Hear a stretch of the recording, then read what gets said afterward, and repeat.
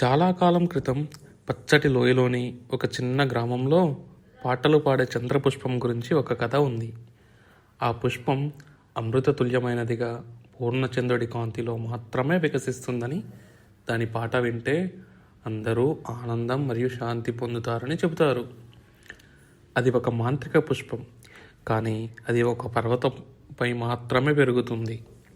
ఆ పర్వతం చుట్టూ ఒక మాయా అడవి ఉండేది.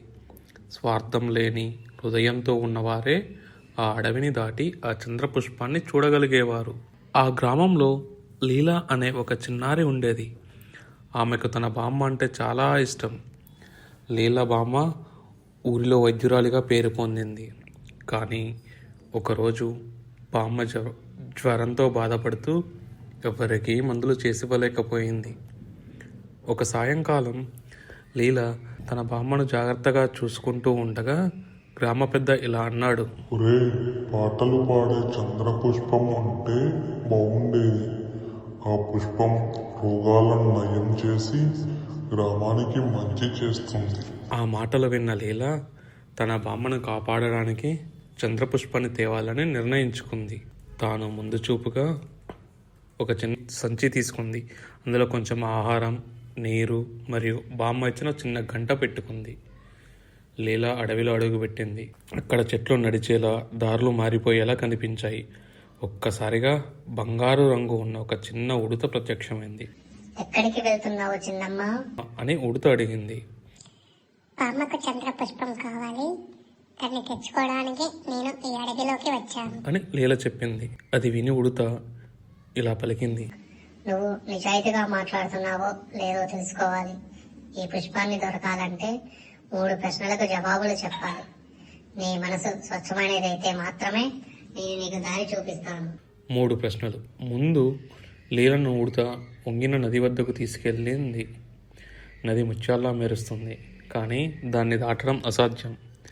నది దగ్గర ఒక బలహీన తాబేలు ఉండేది.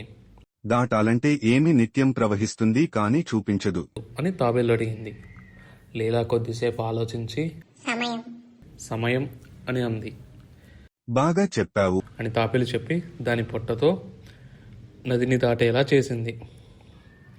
తర్వాత లీలా మరో చెట్ల పొదల్లోకి తీసుకెళ్ళింది. అక్కడ నీలిరంగు నీడల జంతువులు కనిపించాయి.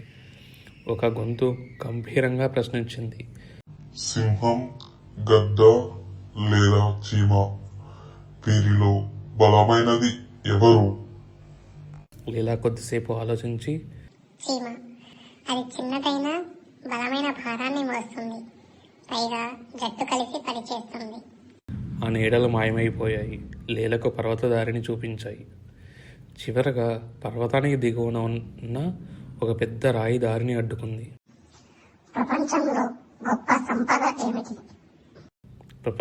గొప్ప సంపద ఏమిటి అని రాయి ప్రశ్నించింది. లీలా తన బామ్మను, గ్రామాన్ని, తన ప్రేమను గుర్తు చేసుకుంది. ప్రేమ, అది మనల్ని ధైర్యంగా, మంచిగా, సహాయంగా చేస్తుంది. రాయి పక్కకు వెళ్ళిపోయింది. పరిపూర్ణ చంద్రుడు ప్రకాశించే ఆ సమయంలో ఆ చంద్రపుష్పం తన స్వచ్ఛమైన పాటతో మెరుస్తుంది. లీలా పుష్పానికి నమస్కరించి ఒక నాజూకైన రేకును తీసుకుంది. నిజమైన ప్రేమకు ధన్యవాదాలు అని చంద్రపుష్పం తేనెమన్నతో చెప్పింది. లీలా తిరిగి వచ్చి ఆ పుష్పరేకుతో ఒక ఔషధం తయారు చేసి బామ్మకు ఇచ్చింది. బామ్మ క్షేమంగా తయారై గ్రామానికి తిరిగి శాంతి, ఆనందం తీసుకొచ్చింది. ఆ తరువాత ఆ చంద్రపుష్పం కథను చిన్నపిల్లలు తరతరాలుగా చెప్పుకుంటున్నారు. ఈ కథలో నీతి ఏమిటంటే, ప్రేమ, సహాయం మరియు ధైర్యం మనలో ఉన్న గొప్ప శక్తులు.